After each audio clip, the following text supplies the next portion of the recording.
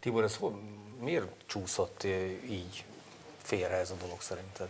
Most úgy értem, hogy az elmúlt években ugye végül is csak kialakult egy olyan helyzet, ami ilyen végtelenül elkeseredetté, meg lemondóvá, meg rosszkedvűvé folytathatnám, tett rengeteg embert. Ugye számszerűsítve is látható módon nagyon sokat, hogyha úgy vesszük mondjuk, hogy nagyon valami ellen is szavaztak az emberek. Szerinted miért?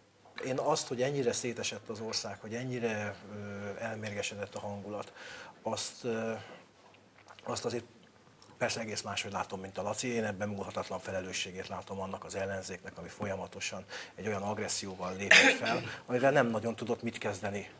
Nem nagyon tudott mit kezdeni saját maga elsősorban. Tehát ez a szociálpszichológiában ez egy jól ismert jelenség, hogyha az agresszió tárgyává teszek valakit, akkor nem a katarzis jön el, és szabadulok fel, és könnyebbülök meg, hanem egyre jobban meggyűlölöm, mert olyan dolgokat követek el ellene, amiket nem tudok felvállalni magam előtt máshogy, csak úgy, hogy azt mondom, hogy ez valóban maga volt a sátán. Ez direkt ellopta, ezt tönkretette.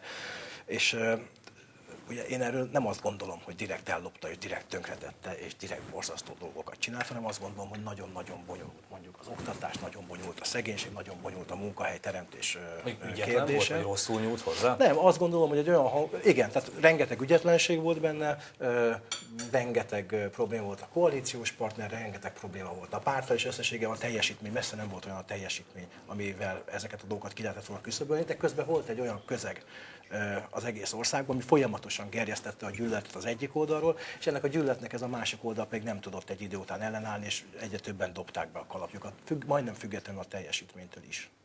De ez mégiscsak azt eredményezte, hogy Európában az egyik legnagyobb, legszélsőségesebb pártot hívta életre. Hát az egy nagy kérdés, hogy mi hívtak életre ezt a szélsőséges pártot. Én úgy emlékszem, hogy a Laciék gyűlésein kornikálták a székely himnuszt könnyes szemekkel, ami nyilván műdal. Azt egy középszerű műdal. Középszerű műdal. Nem fejez ki semmit, persze. És most ezt vett át a szélsőjobb, ugye? Tehát megy egy ilyen húzakodás. Nem gondolsz, hogy egy ilyen kijelentés miféle érzelmi reakciókat vált ki? Az Egri csillagok is egy középszerű mű. Nem, az Egri csillagok az egy remek gyerekkönyv. Olvastam egy kritikát, ami jól lehúzza a Gárdonyi egész életművét. Lehet ilyet olvasni. Nekem az utóbbi időben probléma van a hallásommal. Hány napja? Öregszem. Mindannyian öregszem. Ha megtennéd, és aztán azt mondom no comment, hogy minősítetted a székely himnuszt az előbb? Hát egy középszerű műdal. Ennyi? Ennyi. Hát ez ezt nem kommentálnám. két világ éli. Hát, nekem itt most kommentálnom kéne ezt, amit most mondtál, akkor hát lehet... Mi a székely himnusznak a relevanciája ma Magyarországon, a magyar himnusszal szemben, vagy amellett? Amikor ezt éneklik egy politikai rendezvényen, mi annak a relevancia? Mi az üzenete? Mi a jelentése? Az összetartozásért, Tibor, mert van olyan is. És ezt a székely himnusszal kell kifejezni. Igen. És a népszavazás, amit te is pontosan tudod, hogy ki kezdeményezett. Az Internacionálé jobb? Az MSZP kongresszusa? Dehogy jobb. Te is ott álltál. Én ugyan nem álltott, értem, nem voltam még MSZP kongresszuson, ne hülyéskedj. Semmelyik népnek, vagy népegységnek a himnuszát nem lehet. Tehát az, hogy ki mire használja, az megint egy dolog. De a himnusz nem a székely himnusza. Hát, de a székely himnusz minősítetted azzal, hogy egy hát nem az középszerű 1920-ban írt műdal. Hát az nem egy... De én most nem csak arról beszélek, hogy speciál az asztalunknál ülőt is megsérted, hanem azt gondolom, hogy megint egy tény össze van keverve. Az egy himnusz. Az egy himnusz. Az, hogy az mire van aztán később, és ki mire használja, hát hogy mondjam, azért a világ elég gazdag kreativitásba, hogy az amerikai himnusztól kezdve a bármiig, tehát hogy mondjam, a Josephine Baker dalát is lehet használni, erre is, arra is, tehát a kortárzenét is be lehet rakni egy orfeumba, tehát hogy mondjam, tehát az már a felhasználása valaminek. De magát egy népnek a himnuszát szerintem nem kellene megsérteni, és nem kellene összekeverni a használatát egy minősítéssel. Pláne nem, hogyha az asztalunknál is ül valaki. Tibor, láttál te már sírószékelyeket éjféltájban, szilveszter napján Erdélyben? Abszolút. Az a baj, hogy egy csomó dolgot nem tudtok érzelmi szempontok alapján megközelíteni. Hűvös, kilúgozott, ahogy ti mondjátok, liberális szociáldemokraták voltatok. De most a pillanatok a hagypontosak. Nem ismertek a dolgok érzelmi. Semmi bajom a székely. Nekem azzal van a bajom, hogy ezt ma Magyarországon egy politikai párt bevette a mindennapos rituáléba. Természetesen fel lehet használni is, de maga ez a felhasználás, ez problematikus. De Azért, mert melyik párt, Tibor? Hát ezt a Fidesz kezdte el, és utána átment a Jobbikhoz. Most és erre a zavarra utaltam egyébként. Én utoljára a Hadd székely kérdezzem meg, hogy De az egy felhasználás. neked ez 25-én érzelmileg... este, 25-én este Igen. A Vörösmarty téren a énekelted. Vörösmarty Így van. téren a Fidesz nagygyűlésen hallottam. Így van. És nem a Jobbik nagygyűlésen. De az bizonyára tudod, hogy... Semmi köze a székely himnusznak a Jobbikhoz. Vissza kell utasítsam. A Fideszes sincs. De el szokták De énekelni. viszont hogy- semmihez nincs köze. És ilyen értelemben a Fideszhez sincs. Nincs direkt politikai üzenete.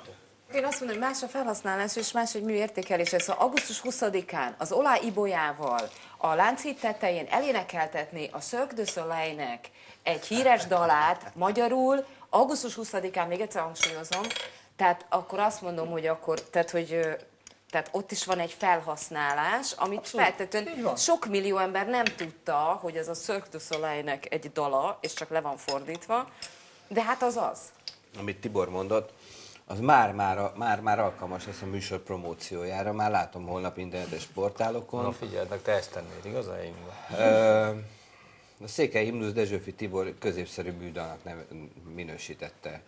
Én meg vagyok döbbenve. A műfaj, minek keretében most itt az asztalnál ülünk, nem engedi meg, hogy abban a stílusban nyilvánítsak véleményt, amit gondolok, de lesújtó.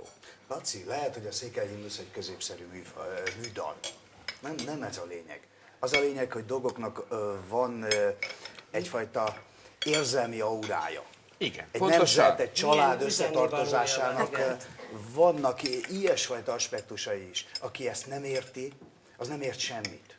Az nem ért Meglepett, hogy semmit. ennyire érzik. Hogy Az nem tudja, meglepett. hogy miről szól egy nemzet, Most miről meglepett. szól egy foci csapat, miről szól egy család. De ha ez így van, akkor most azt tanuljuk, amiben nem lehet belelépni.